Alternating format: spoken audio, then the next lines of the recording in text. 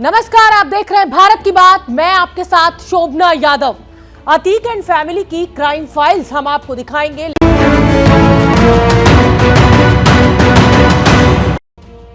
तो भारत की बात में अब बात करेंगे अतीक अहमद की। अतीक अहमद है तो गुजरात की जेल में बंद, लेकिन वहां मानो उसी का राज चल रहा है। आज जो खुलासा हुआ है उसके मुताबिक अतीक ने पिछले दिनों शूटरों के एनकाउंटर के बाद किसी नेता को जेल से ही फोन किया था। एसआईटी ने इसकी जानकारी भी जुटा ली है। उधर ईडी ने भी अतीक के अकूत साम्राज्य पर शिकंजा कसने की तैयारी कर ली है।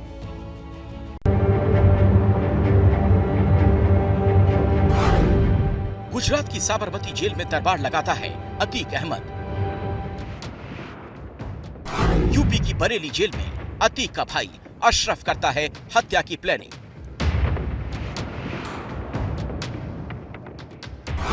अतीक की पत्नी शाइस्ता को थी साजिश की पूरी जानकारी। अतीक के फरार बेटे असद पर है उमेश पाल की हत्या का आरोप। उमेश पाल हत्याकांड में शामिल अतीक एंड फैमिली की ये पूरी क्राइम फाइल आज दुनिया के सामने आने वाली है। एबीपी न्यूज को सूत्रों से जो जानकारी मिली है उसके मुताबिक एसटीएफ के राडार पर कुछ सफेद पोस्ट भी शामिल है। उमेश पाल की हत्या के बाद जब पुलिस एक्शन में आई तो अतीक अहमद ने जेल से ही एक नेता से संपर्क साधने की कोशिश की। इसके लिए उसने आईफोन के स्पेशल फीचर फेस टाइम का उपयोग किया, लेकिन नेता से बात नहीं हो सकी। अतीक ने इसके बाद नॉर्मल कॉल पर उस नेता को फोन किया और जैसे ही नेता ने फोन उठाया, अतीक ने कहा, फेस टाइम पर आपको 50 कॉल की माननी है। आप मेरा फोन क्यों नहीं उठा रहे? बात काहे नहीं कर रहे? अतीक की आवाज सुनते ही उस नेता ने फोन काट दिया। एसटीएफ की रडार पर इलाके के 3 नेता बताए जा रहे हैं। एसटीएफ कोर्ट में इस फोन कॉल को पेश कर सकती है। इस बीच प्रयागराज के चकिया इलाके के एक मामा भांजे भी पुलिस की रडार पर आ गए हैं। पुलिस की जांच में मालूम चला, इस मामा भांजे ने हत्या वाली रात शूटरों को फरार होने में मदद की थी। शक है शूटर कुछ देर इसके घर रुके भी थे। बताया जा रहा है फरार होने के लिए असद सहित तमाम शूटरों ने छोटी गाड़ियों का सहारा लिया था। गुलाम और अरमान एक साथ निकले थे, जबकि असद, गुड्डू मुस्लिम और साबिर अलग अलग फरार हुए थे। इन सबों की तलाश में यूपी पुलिस देश के अलग अलग इलाकों में छापेमारी कर रही है। यूपी पुलिस की 15 टीमें आधा दर्जन से ज्यादा राज्यों में इन शूटरों की तलाश में है। सूत्रों की माने तो अतीक का बेटा असद बहराइच में एक रात एक व्यापारी के ठिकाने पर रुका था। एसटीएफ की टीम अब इसी व्यापारी की खोजबीन कर रही है। शक है कि इसी व्यापारी ने असद को नेपाल भागने में मदद किया था। सूत्रों का कहना है अगर असद और बाकी शूटरों की जल्द गिरफ्तारी नहीं होती तो फिर अतीक अहमद को गुजरात से यूपी लाया जा सकता है। Umesh Pal shoot out case में ईडी की एंट्री भी हो गई है। ईडी के जरिए अतीक के आर्थिक साम्राज्य को मिट्टी में मिलाने की तैयारी है। अतीक अहमद के खिलाफ ईडी ने पहले ही मनी लॉन्ड्रिंग का केस दर्ज कर रखा है। एक्शन की तैयारी के लिए एक टीम प्रयागराज पहुंच गई।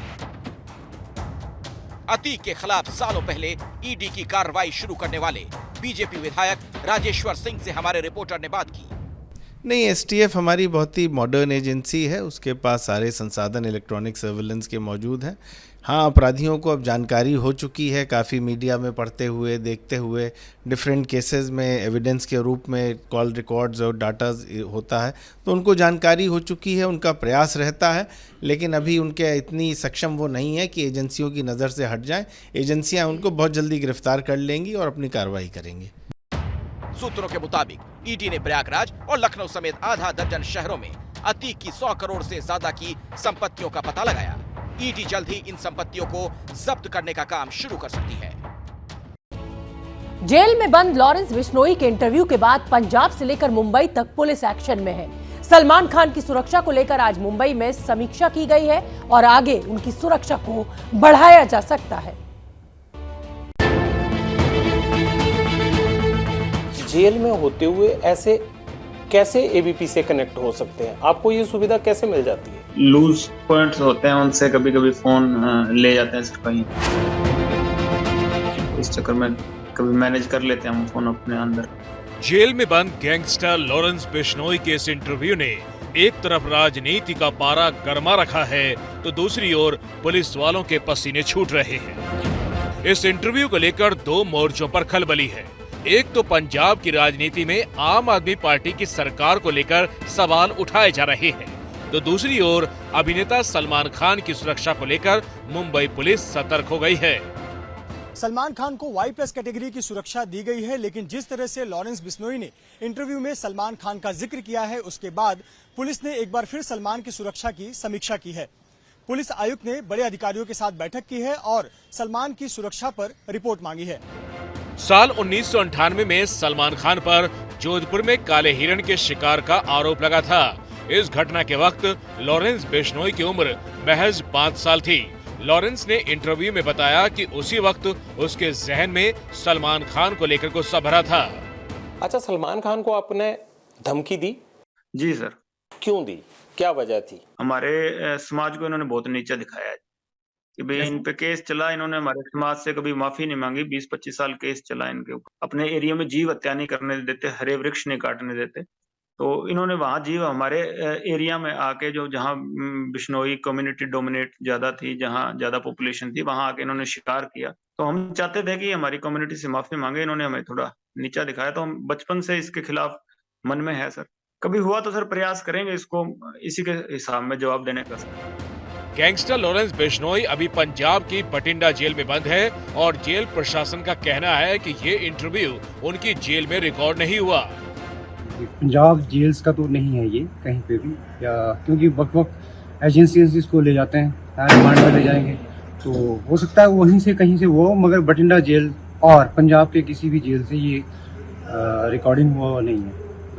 तो ये पुराना वीडियो है ये, और अभी लेटेस्ट तो नहीं है, क्योंकि अभी हमारे पास है यहाँ पॉसिबल नहीं है, क्योंकि यहाँ पे जैमर्स वगैरह लगे हुए हैं। लेकिन पंजाब की राजनीति गरमाई है। बीजेपी और अकाली दल के नेता भगवंत मान की सरकार पर हमलावर हैं। से स्पष्ट हो गया है कि पंजाब की जेलें कितनी सुरक्षित हैं और गैंगस्टर किस तरह इन जेलों का अघोषित कार्यालयों के रूप में इस्तेमाल कर रहे हैं। ऐसी है भगवंत मान की आम आदमी पार्टी की एडमिनिस्ट्रेशन।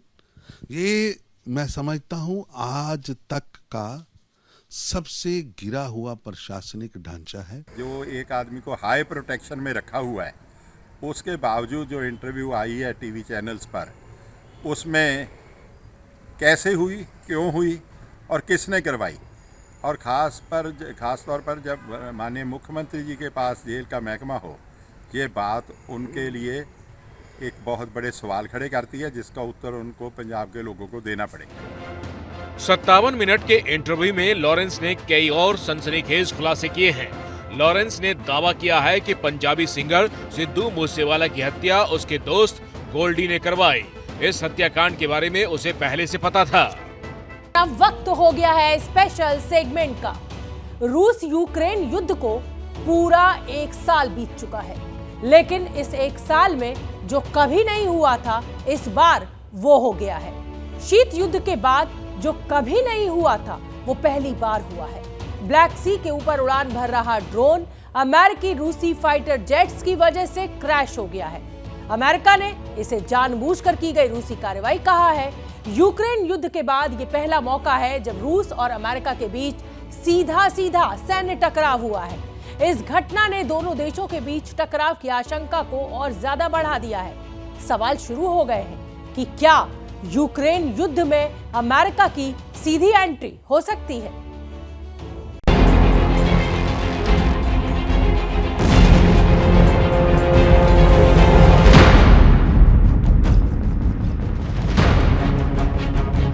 जो अब तक नहीं हुआ था, वो हो गया है।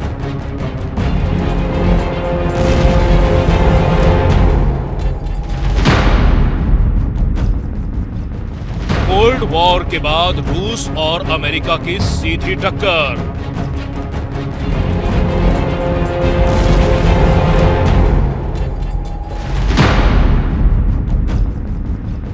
यूक्रेन युद्ध के बाद पहली बार अमेरिका पर सीधा अटैक।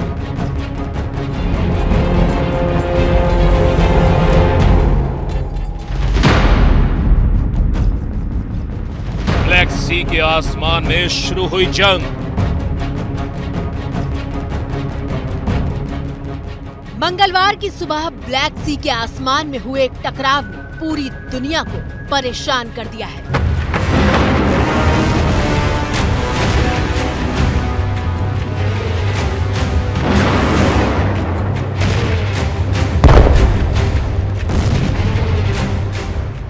दुनिया की दो महाशक्तियां आंखों में क्रोध लिए आमने सामने खड़ी दिखाई दे रही हैं। 1 साल से ज्यादा का वक्त हो चुका है, लेकिन अब तक जो नहीं हुआ था वो हुआ है।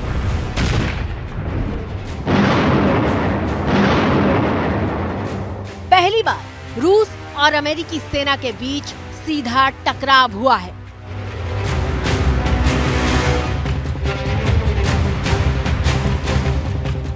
It is another reckless act. ये पुतिन और उनकी आर्मी का एक और गैर जिम्मेदाराना कदम है और मैं मिस्टर पुतिन से कहता हूं कि ये हरकतें बंद करें।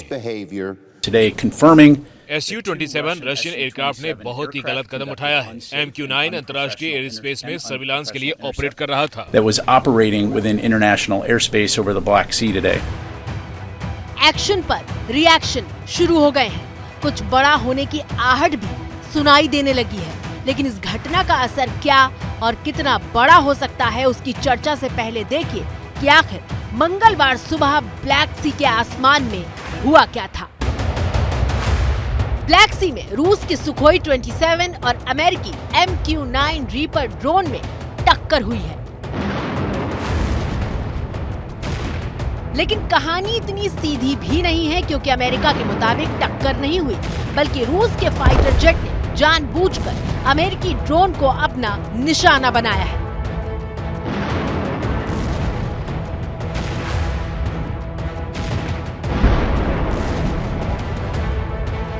अमेरिका के मुताबिक उसका रीपर ड्रोन ब्लैक सी के आसमान में सर्विलांस कर रहा था। सर्विलांस के दौरान रूसी फाइटर जेट्स ने ड्रोन को घेरना शुरू किया।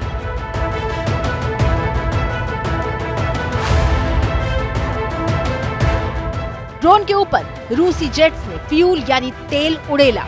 उसके बाद ड्रोन के प्रोपेलर पर अटैक किया गया और फिर अमेरिका का MQ-9 रीपर ड्रोन ब्लैक सी के सीने में समा गया। It is another reckless act by President Putin and his military. ये पुतिन और उनकी आर्मी का एक और गैर जिम्मेदाराना कदम है। मैं मिस्टर पुतिन को कहना चाहता हूं कि ये हरकतें बंद कर दें, ताकि आप किसी बड़े टकराव की वजह न बने। हम रूस की आर्मी का ऐसा बर्ताव पहले भी देख चुके हैं और ये अमेरिका को ब्लैक सी में ऑपरेशन करने से नहीं रोक सकता है।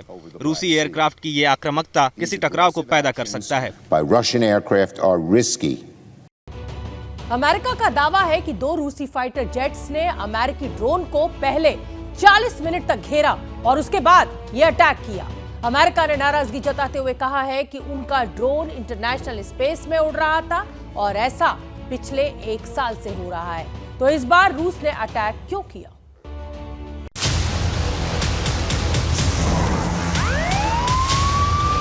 लेकिन रूस भी मानने को तैयार नहीं है। इस पूरी घटना पर रूस की दलील है कि अमेरिकी ड्रोन रूसी एयरक्राफ्ट के संपर्क में आया ही नहीं।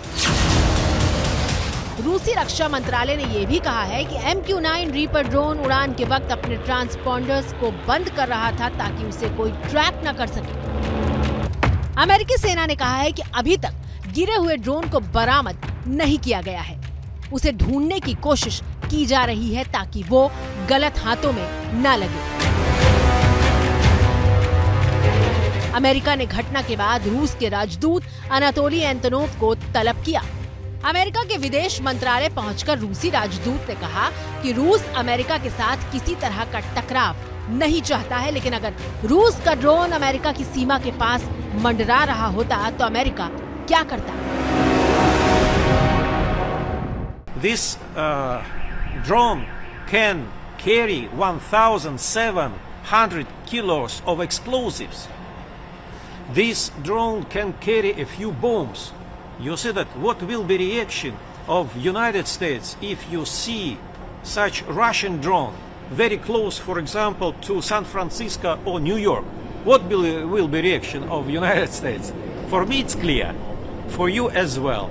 And American mass media could show us in a very unpleasant way.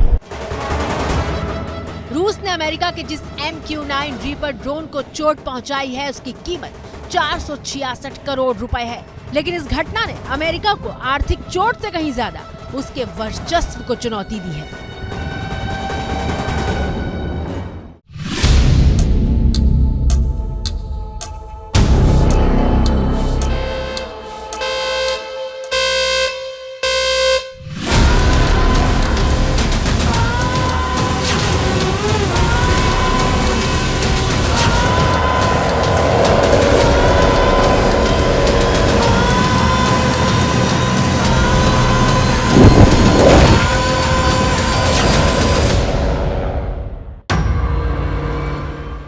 यानी अनमैन्ड एरियल व्हीकल। अमेरिका का MQ-9 रीपर ड्रोन इतना अचूक माना जाता है कि दुश्मन के पास उसकी काट नहीं है। MQ-9 रीपर ड्रोन ने साल 2007 में पहली बार उड़ान भरी थी। 2200 किलो से ज्यादा वजन वाला ये ड्रोन हेलफायर मिसाइल से हमला करने की ताकत रखता है। कैमरा और इंफ्रारेड सेंसर से लैस है। वीडियो और इमेज कैप्चर कर सकता है, इसलिए हमले के साथ साथ सर्विलांस यानी निगरानी के लिए इस्तेमाल होता है। 480 किलोमीटर प्रति घंटे की रफ्तार से उड़ान भर सकता है। रीपर ड्रोन 4760 किलो से ज्यादा वजन ले जा सकता है और 1700 किलोमीटर से ज्यादा की दूरी तक उड़ सकता है।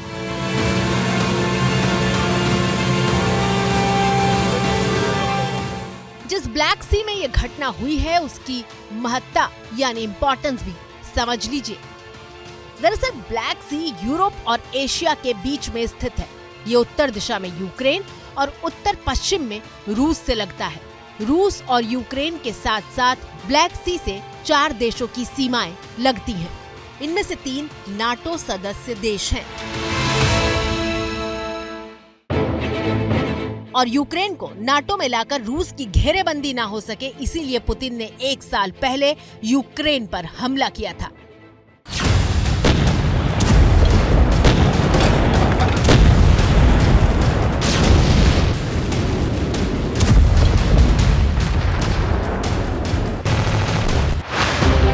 रूस के राष्ट्रपति व्लादिमीर पुतिन ने अपनी पहली मिसाइल यूक्रेन के ओश्कीव बंदरगाह पर दागी थी, जो भविष्य में नाटो का नौसैनिक अड्डा बन सकता था। ओश्कीव करीब 234 साल बाद युद्ध देख रहा है और ब्लैक सी तट का ये शहर इस बात का सबूत है कि ब्लैक सी पर नियंत्रण की रूसी जिद कभी भी कम नहीं हुई। रूस के बारूद में जलते हुए यूक्रेन को करीब 1 साल का वक्त हो गया। दुनिया इस इंतजार में है कि जंग कब खत्म होगी, लेकिन युद्ध विराम लेने का नाम नहीं ले रहा है।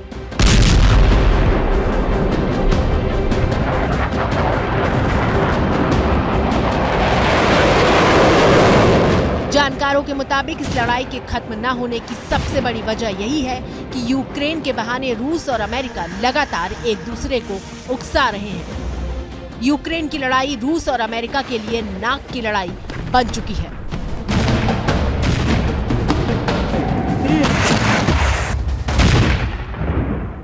इस पूरे मामले में अगर रशिया को देखा जाए तो उसने कहा है कि अमेरिका और यूरोप के बाकी देश जो हैं वो पूरी दुनिया में अशांति फैला रहे हैं, पूरी दुनिया में गड़बड़ फैला रहे हैं। यानी कि एक तरह से आरोप और प्रत्यारोप की बातें हो रही हैं।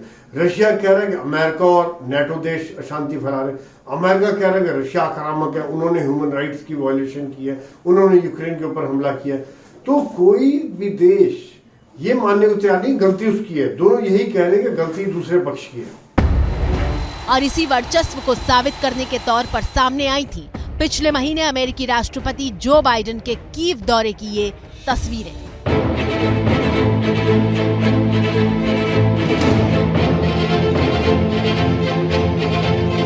राष्ट्रपति बाइडेन यूक्रेन के राष्ट्रपति वोलोदिमीर ज़ेलेंस्की के साथ कंधे से कंधा मिलाए खड़े थे और वॉर जोन में पहुंचकर बाइडेन दुनिया को ये संदेश दे रहे थे कि अमेरिका इस जंग में यूक्रेन के साथ और रूस के खिलाफ खड़ा है।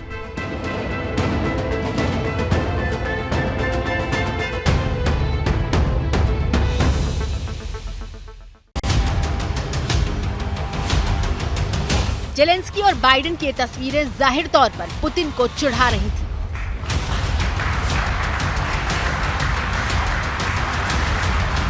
एक रिपोर्ट के मुताबिक जिस वक्त बाइडेन यूक्रेन के राष्ट्रपति जेलेंस्की के साथ थे, उसी वक्त रूस ने एक ऐसी मिसाइल का परीक्षण किया जिसकी कास्ट अमेरिका के पास भी नहीं है।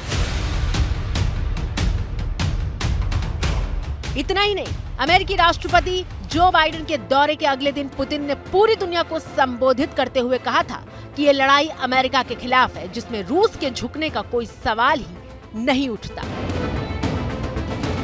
जब पुतिन ये कह रहे थे, उस वक्त अमेरिकी राष्ट्रपति पोलैंड में ही थे और उन्होंने पोलैंड की जमीन से ही रूस के राष्ट्रपति व्लादिमीर पुतिन को सीधा जवाब दिया था।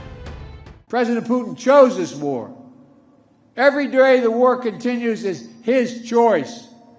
He could end the war with a word. It's simple. If Russia stopped invading Ukraine, it would end the war.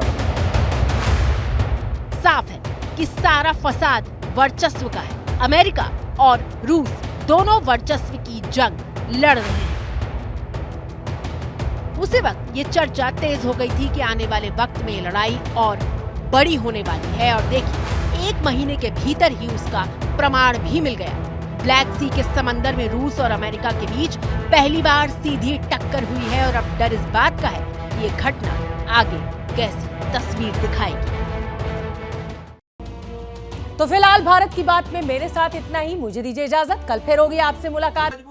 क्या मजबूरी है मेरी, बताइए। मैं अभी आपको बताती हूँ कि मैंने ओए होए होए होए नमकीन के चटकारे लेते हुए टकटकी मार के डिबेट शो को पॉज रिपीट कर कर के देख रहे हैं जोगिंदर जी। इनकी तरह आप भी देखें अपनी फेवरेट डिबेट्स को रिपीट कर और डाउनलोड कीजिए एबीपी लाइव ऐप अपने स्मार्ट टीवी पर।